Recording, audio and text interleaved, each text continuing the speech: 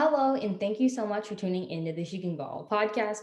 I'm your host, Mahi Jariwala. Today we're joined by Jasmine Thomas, a guard for the Connecticut Suns.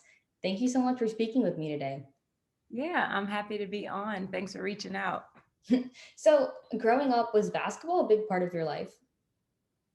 It was. I started playing because of my older brother. So the first parts of like, my experience with basketball was actually just being a fan, being a little sister, going to his games, his practices, and kind of just being around sports. And then when I was around 9 or 10, I remember asking my dad, like, can I play? Like, it was the first time I showed any interest in any athletics. So he was like, sure, we didn't know you wanted to. Like, we started doing some research on um, like local boys and girls clubs or rec centers that I could play at. And so, yeah, since I was about 9 years old, basketball's been everything.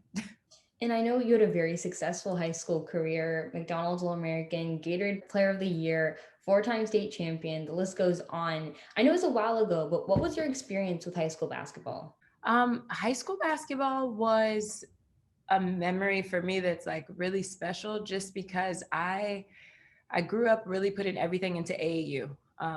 Traveling around with my travel team in the summers and putting all my energy kind of into that. That's where I made most of my friends. That's where I played like the best competition. But I started off at a Catholic high school in Maryland. And the decision was just for basketball. It was just, I was in a private school in middle school, and it was just kind of like, here's a place where there's a coach that I like. It's a way to kind of put me on that path to playing at an elite college. And I wasn't happy with the decision. So I ended up transferring to my local public school and had a more well-rounded high school experience, I want to say, which I think is really important. I was more social, I was more comfortable, I was, able to be closer to home. And on top of that, I met Fred Priester, who was my coach all 4 years. He's still the coach at Oakton High School now. And I was actually able to develop a relationship with a coach that lasted the rest of my life. And that's not something that happens all the time. And he was such a significant part of why I loved the game and why I wanted to continue playing. So that high school experience means a lot to me. That's awesome though from a young age that you were like, all right, this is what's going to be the path and this is what's going to take to get there. And you knew, when do you think you really started just knowing like, all right, this is like the work I'm going to have to put in if this is where I want to go? Around 13, which is, I don't know if that's considered early or late, but when I was 13, going into my freshman year of high school is when it really became like, uh, everything became important, not just like the practice, but actually the mindset and the focus and the mental part of the game. I started watching film. I started breaking down games with coaches or rewatching games with my dad and kind of figuring out like how to understand the game, how to read the game, how to the things that I was working on in the court, how to see where I can implement them mentally before actually doing that, was when I was around 13. So um, it's really funny because those habits follow you. Those are the same comfort habits I go back to now when I, feel like I need to fine tune things, or when I feel like my game is off, or to stay sharp, scouting, getting ready for a game. Those are still the same habits I have. And like getting all those like awards and stuff, like how was that? Like Gatorade State Player of the Year is like a really, really big accolade. Yeah. I don't know. I feel like looking back on it now, I obviously realize those are major accomplishments so young for sure. But I think at the time I just was playing basketball for the fun and joy of it. I love to compete. So I was obviously competitive, wanted to, outwork, prove myself. But more so just because I love the game. It really, everything kind of just came with it. And it was never, I would always kind of get not in trouble, but coaches would always talk to me about being more selfish, like being more, I was one of those people that just, I love to be a part of a team. I want to have my role. I want to do my role. You can count on me to do my role every single night. But these are also my friends. This is my family. Like, I want everyone else to feel just as significant in their value on the team as well. And I've been like that since I was a kid. And I think, when you're authentic in who you are as a person and as a player, and you don't let kind of outside things affect that, you get to see your best success. And I was able to stay true to myself and still accomplish those things at a young age, and continue to do them now. And how did you end up at Duke? I ended up at Duke. So my top three schools, I feel like I know my top two for sure was UVA and Duke. And then I know I kept Maryland in the picture because it was another local school that I grew up kind of playing AAU tournaments there and just following them because it was close. And of course UConn, you can't not, when they're interested in you, you got to definitely keep them high on the list. But I went on my official visit to Duke and I just knew that I wouldn't be open-minded to any other place after that because it was just such a special, memorable moment. Like just stepping on the campus, I felt like it was where I belonged. I'd always been a Duke basketball fan, both men's and women's, and just watching them and, being part of that culture and that, success of winning both on the court and in the classroom. It was hard for me to say no to Duke. So that's pretty much how I ended up there, kind of like a dream school story. Yeah, and then I know you were academic all district as a sophomore, academic all American as a junior and senior. How were you able to play college basketball at such a high level while you're keeping up with the academic rigor of Duke? They do a good job kind of teaching you how to prioritize. You have, your study halls, your tutors, your anything that you might need extra assistance in. They have the resources to make sure that you can put that time and that effort in when you need to. But ultimately, the responsibility goes on the student athlete.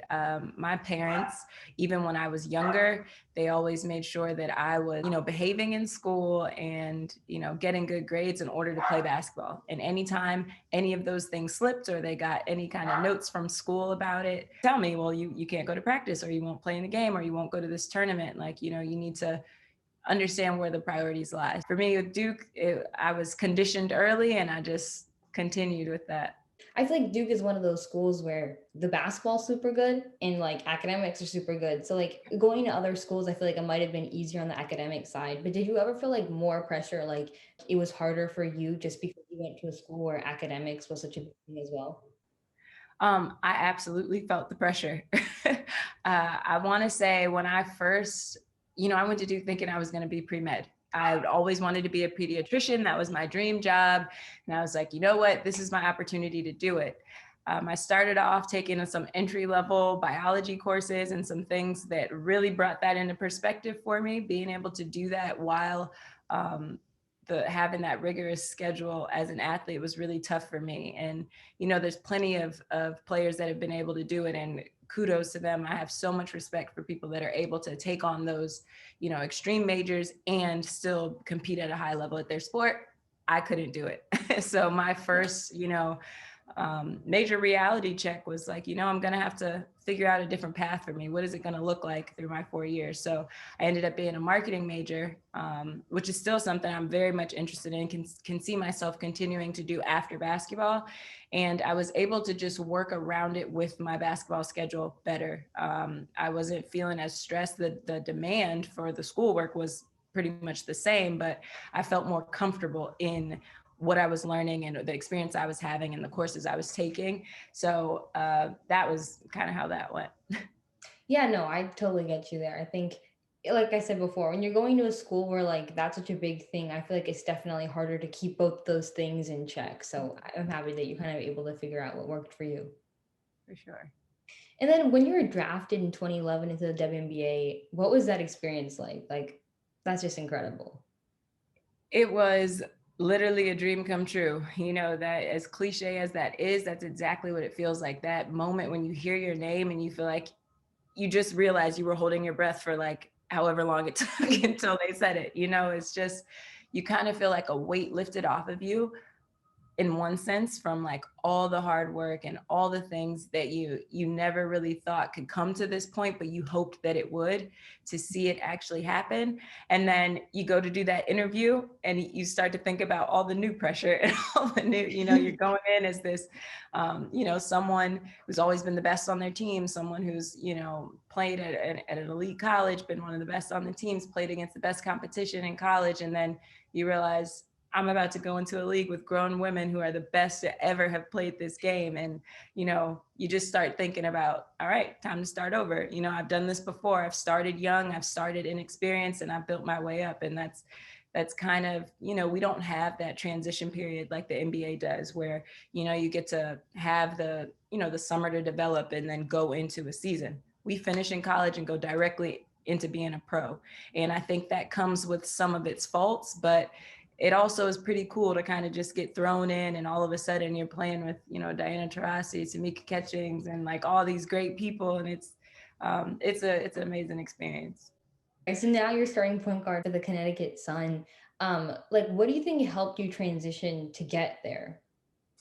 Um, I mean, just the path that I took, honestly. I did my first 2 seasons in Washington, and then my next 2 seasons in Atlanta. And then I finally found like a consistent home with Connecticut. And all along the way, I feel like it was preparing me for that moment. I was a young point guard. A point guard's a very tough position to be in, as far as, you're the coach on the floor. You have a lot of responsibility, a lot of personalities, and different styles of play, both from coaching and from players to kind of adjust to, all while still trying to develop and be yourself and figure out your body, get stronger, get faster, catch up to the game.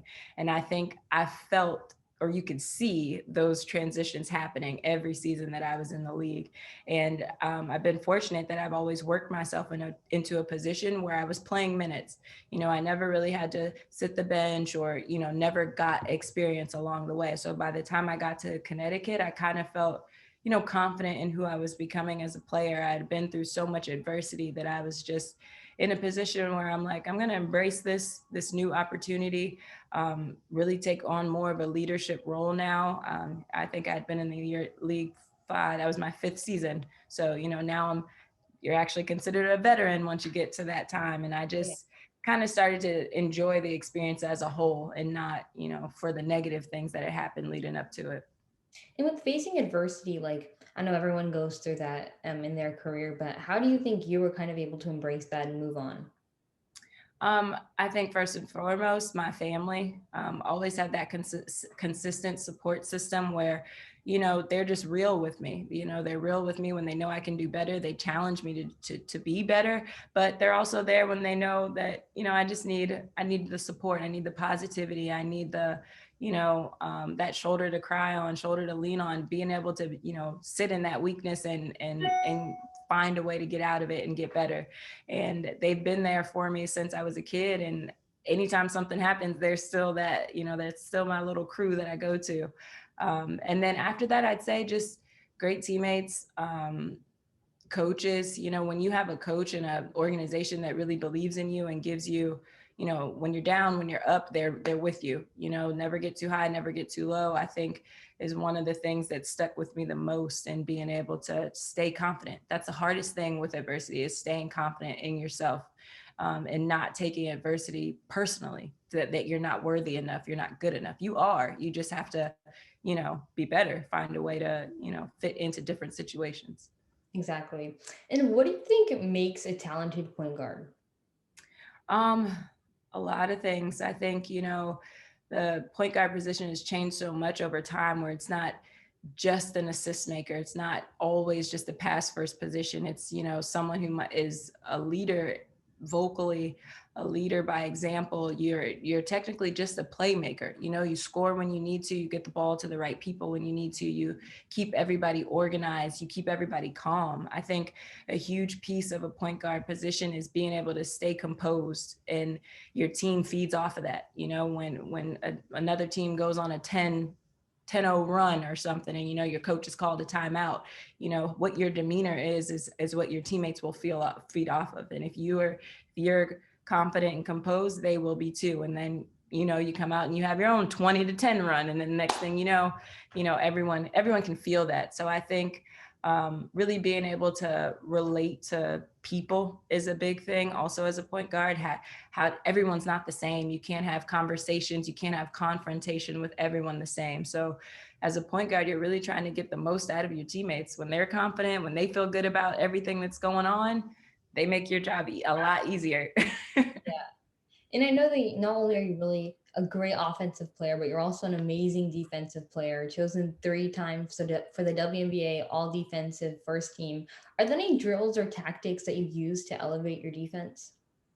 um I would say I've always been a defensive player. Even young, when I started out playing basketball, my offensive skill sets were pretty raw. It's just, an athlete. So defense was natural for me. I wanted the ball, had a knack for getting the ball, and I was competitive. So those are still the same things that, motivate me to play defense now. But I think what I've learned as a professional and even in college and over time is there's strategy to defense. So not necessarily specific drills, but there are concepts that are taught, like how to get over screens, certain ways to defend people one-on-one, how to put, keep your body in front of them, not really following the ball, but making sure you're staying in front, or, being active with your hands, little strategic tactic things. And then those things go from one-on-one defense to team tactics. So I think that's been a key factor in my success defensively. But also, I would say just keeping my body in the best shape possible. There are very few people that can play both sides of the ball for every minute that they're on the court. And that's something that I take a lot of pride in. I don't ever want to be that person that's resting on defense. So, as long as I'm doing my conditioning, I'm staying in the weight room and really keeping my body at its prime, I feel like it allows me to play well. And I know you were also selected in 2017 for the All Stars. What was that experience like? It's another dream come true. You that's the thing. I feel like I never said this is something that I want for myself. I want to be a WNBA All-Star. I really just go out there and play to be the best player that I can be, and that my, hope that I'm setting a legacy for myself, that I was, a tough player, a player that got better every year, a player that was a great teammate, and hopefully a player that wins a championship, because that, for me, that's ultimately the most important thing. And I think just naturally in that season, we had a good chemistry. Everyone was coming into their own. And while I was an all-star for the numbers that I was putting up and for how well I was playing, I feel like our whole team could have been all-stars. Like, we were just playing really, really good basketball. And I'm grateful for the selection, of course. It's definitely an accolade I'm proud of. But the fact that my family was able to be there with me in Seattle to have that experience with me, that was pretty cool. They were taking selfies with like everybody, and it was a little embarrassing, but it was cool. And I know, like, after the WNBA, you go and play overseas. How exhausting is it that you have to go to the WNBA and then go and play overseas? Because I know that can be crazy. I was talking to like one of those strength and conditioning coaches for the Atlanta Dream, and he was saying like it's difficult because when you get players, like they're like their body's a little bit more exhausted when you think about NBA, because they play a short season and they go train and take a break. Like they're not really playing and using their body as much. Exactly. It's difficult. Like anything, we're resilient. Women are amazing. So, just you get used to it. You find a way to survive. You find a way to really take care of your body and stay as healthy as possible. But honestly, you just have your moments where you just have to be real with your coaches, both in the WNBA and overseas. Like, I'm tired, so the practice schedule has to be adjusted. The minutes I'm playing, it has to be adjusted. We need some off days here, and you have to get massages there, constantly going to treatment, cold tubs, all these things. But I think it doesn't provide us that opportunity to really strength train like we would, like when you think about the college model, or even like you said, the NBA model. You have that off season where you really devote it to being in the gym, working on your strengths and weaknesses, being in the weight room, being out on the football field or the track, like just killing it, trying to get your body in the best shape possible. We pretty much just stay in game shape year round. We don't really get that off season, top of your fitness shape. And in order to do that, you have to elect to say, okay, I'm not going to play. It sucks to have to miss out on money for your livelihood to say like, okay, I need this break. But that kind of happens as players get older, for sure. Yeah, I just think that's incredible. I think a lot of people like overlook that portion, but like playing games year round is crazy, especially when you're playing at such a high level and you're training at such a high level. Yeah, it really is. It's not the healthiest thing, but I mean, some pretty incredible players have had amazing careers doing it. Like, have you had a favorite place that you've played overseas? Um, Living wise, I guess I was the most comfortable maybe in Israel. I feel like everybody spoke English. Food was easy to, adjust to. But I'm somebody that when I go overseas, I actually want an experience that is different from America. So I think I enjoyed Turkey, honestly. I really like it here a lot. I was comfortable in Ankara. I think Istanbul might be one of my favorite cities in the world. But I also had an opportunity to play like an Arab tournament in Jordan. And the tournament, it was for a team in Jordan, but the tournament was in Morocco. So that was really, really cool. So Wow. I don't know. I've been some cool places, but yeah, Turkey's probably my favorite league and country that I've played in.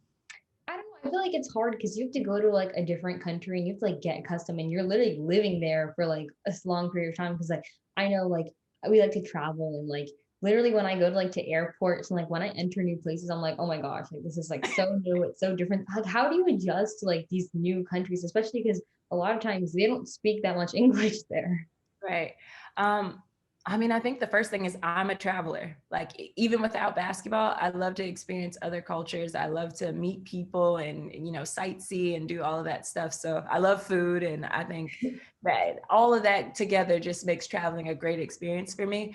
But it's it is tough sometimes, that language barrier and just the foreignness of it all. And if something happens, like I have a funny story. My first season overseas, I played in Czech Republic, and it was really my first time living out of the country. So I knew that I needed these converters for the outlets and all of this stuff, but I didn't really understand that I couldn't just plug everything up. So I put an extension cord into one outlet and I tried to plug up like 5 different things. And I had just got in my apartment. It was probably 10 o'clock at night from the airport, dark, and I blew the power out. And I could only call the police. That was the only number that I knew on this like phone that barely worked. So they were like, oh yeah, she plays for the basketball team, she's new. And it was embarrassing, but I was like also scared, first time in a different country, couldn't speak to anyone. But since then, we've not had any other any other issues like that. But your teammates are who you usually rely on. They're usually the people that speak the most English, that kind of take you in as family, and you feel like a home away from home. They'll invite you to dinners at their houses. They'll take you around to the malls to get you kind of in this little rhythm. And then you just, spend the next few months kind of branching out more and more each month. And it's an experience, but it's fun. I really, really enjoy playing overseas and traveling. And I know you're also like a big philanthropist, and I'm familiar with your contributions to the Kay Yow Cancer Fund. What inspired you to get involved with them? So my mom is a breast cancer survivor, and we actually have a pretty strong history of breast cancer in our family. And so naturally, we did the things with, Play for K at Duke, and it just came up where there was an opportunity for there to be a WNBA partnership. Over all this time, there never had been one before. So I felt honored to be the player to really kind of start to try to bring that partnership to life. And we were able to kind of do, I think, the first year of the partnership, I did a dinner, a post-game dinner during Breast Health Awareness Month, which in the WNBA is in August, and it was a amazing turnout. We ended up raising like almost $20,000 just in a couple weeks. And then this last summer, we did a virtual walk run, and we were able to get $10,000. So it's just amazing the support that we've been able to get. And it makes my mom happy to feel like, she's involved, and that, we're always honoring her, and it's just important. And I think the best thing about Kay Yow is it's not just breast cancer. It's, they provide support for families and women that are dealing with all cancers. So we're actually trying to figure out like how we can really vamp that up and make something innovative and unique to the WNBA here soon. So That's awesome. I salute you so much for just being able to be more than an athlete and create your impact off the court. absolutely. Thank you. I appreciate that. My last question for you is what advice do you have for girls looking to pursue basketball at a high level like you? Um, it has to be your passion. I think you don't really know if it is or not until you face some challenges and some adversity that force you to have to choose if it's really what you want to do. I know as a kid, it's fun to, play sports and do things socially or just be active and be involved. But if you really want to go to college and play, if you really want to be a pro in any sport, it's a different kind of work ethic that's required. It's a ton of sacrifice. So if you're not passionate about it, you definitely won't continue doing it and you won't enjoy it. It should, you should love the conditioning that makes you, want to cry, that you're in so much pain, because yeah, it sucks, but you know that what it's for, the ultimate end goal for all the work that you're putting in, for sacrificing, birthdays, holidays, and, being away from home to achieve your dreams. So my main thing is make sure it is your passion and that you actually love it. For sure. Do you want to plug any social media accounts? Sure. So my personal Instagram is at Jazz Thomas. That's JASZTHOMAS. And my personal little hobby, soon to be turned business, is my baking account, which is at baking_bucket. I believe that's what it is. It's been a little bit now, but yeah, at baking bucket. Yeah, so you can definitely follow me on there. At Jazz Thomas is my handle on all platforms too. So that's Facebook, Snapchat, Twitter, you name it, that's me. Okay. Thank you so much again. I really appreciate you coming on. Thank you so much for having me on, and good luck with you with the rest of the way and getting more people to join you. Hey everyone, thank you so much for tuning in. I just want to give a huge shout out to August Gill Apparel for sending me their amazing merch. They're an amazing company that creates clothes to inspire conversation through empowerment, finding your voice, and being heard. I'm wearing their Be Bold hoodie, and you can find it as well as all their other apparel in the link in the episode notes.